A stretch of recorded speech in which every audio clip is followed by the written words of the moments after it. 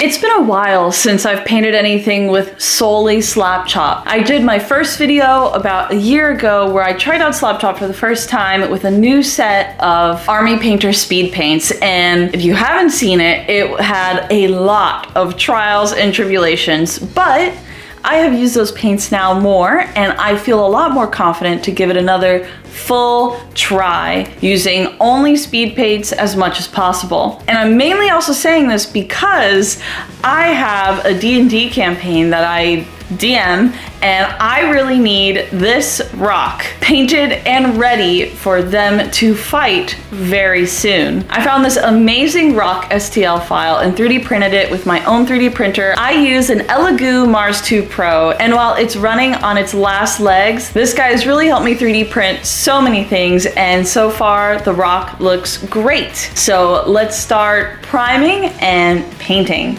Let's go.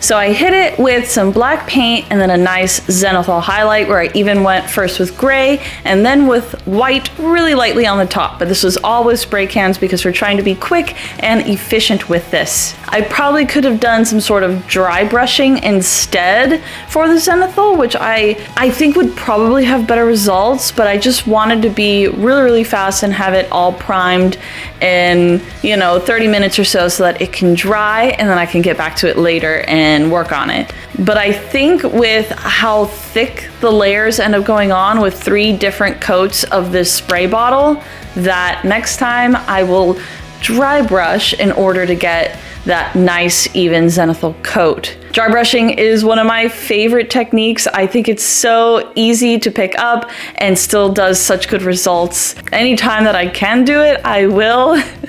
I don't know why I didn't think about it this time. Looking up the classic colors of a rock, they actually are very American inspired colors, which is really weird and throws me off because, I don't know, I feel like I'm painting a giant American bald eagle with like red, white, and blue on it instead of just a huge monstrous D&D monster. I'm gonna start slapping that chop and see what comes up.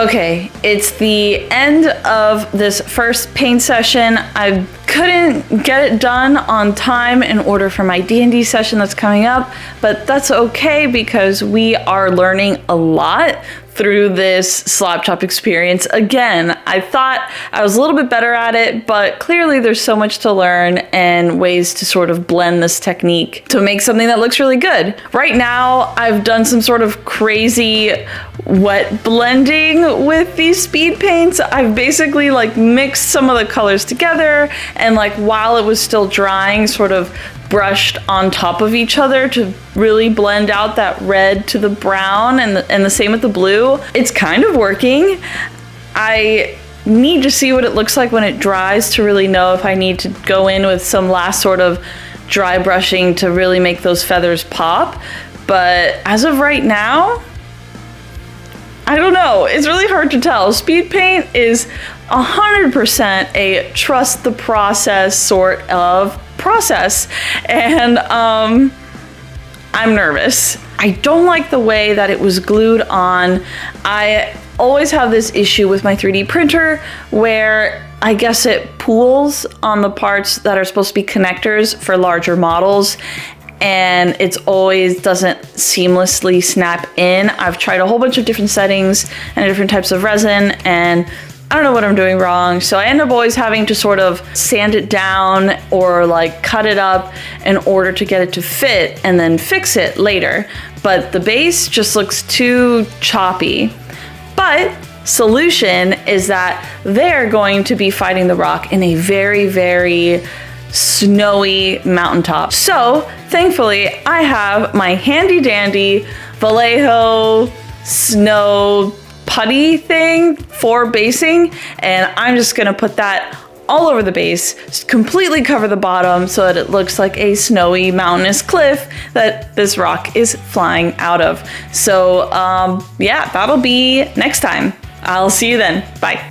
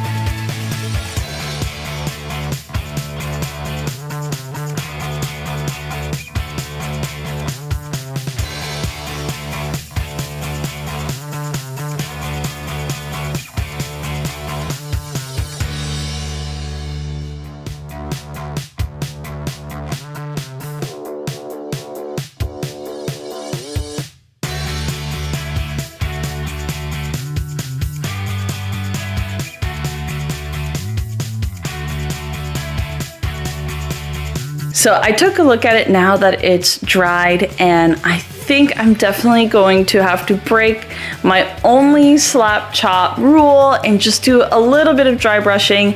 Thankfully, it's a very, very fast process, and I think it counts as still speed painting this model, because dry brushing, if you've ever done it, super fast, super efficient, super good looking. So let's do it.